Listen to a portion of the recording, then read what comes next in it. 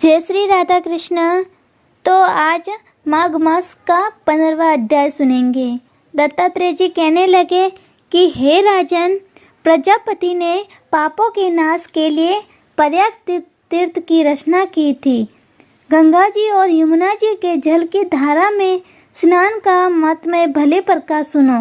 जो इस संगम में माघ मास में स्नान करता है वह गर्भ योनि में नहीं आता है। भगवान विष्णु की दुर्गम माया माघ में प्रयाग तीर्थ पर सब नष्ट कर देती हैं। माघ मास में प्रयाग में स्नान करने से मनुष्य अच्छे भोगों को भोगकर ब्रह्म को प्राप्त होता है। माघ मास तथा मकर के सूर्य में जो प्रयाग में स्नान करता है उसके पुण्यों की गिनती चित्रगुप्त भी नहीं कर सकता। 100 वर्ष तक निराहार रहकर जो पुण्य प्राप्त होता है वही फल माघ मास में 3 दिन प्रयाग में स्नान करने से होता है।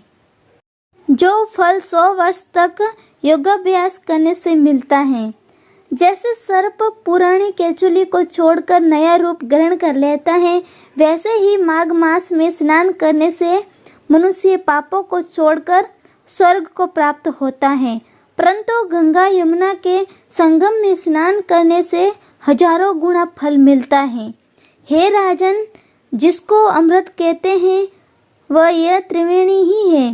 ब्रह्मा, शिव, रुद्र, आदित्य, मरुतगण, गंधर्व, लोकपाल, यक्ष, गुहा, किन्नर, अणिमादि गुणों से सिद्ध तत्वज्ञानी ब्रह्माणी, पार्वती, लक्ष्मी, सची, नैना, दिति, अदिति, संपूर्ण देवी पत्नियां तथा नागों की स्त्रियां, घटासी, मेनका, उर्वशी, रंभा, तिलोत्तमा, अप्सरा गण और सब पितर मनुष्य गण कलयुग में गुप्त और सत्ययुग में प्रत्यक्ष सब देवता माघ मास में स्नान करने के लिए आते हैं।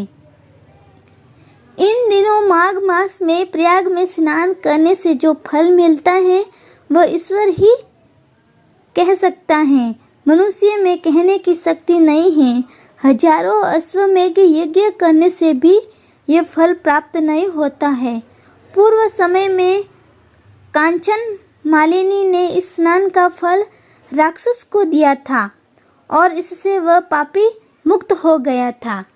तो आज का 15वां अध्याय समाप्त हो गया। हरे कृष्णा।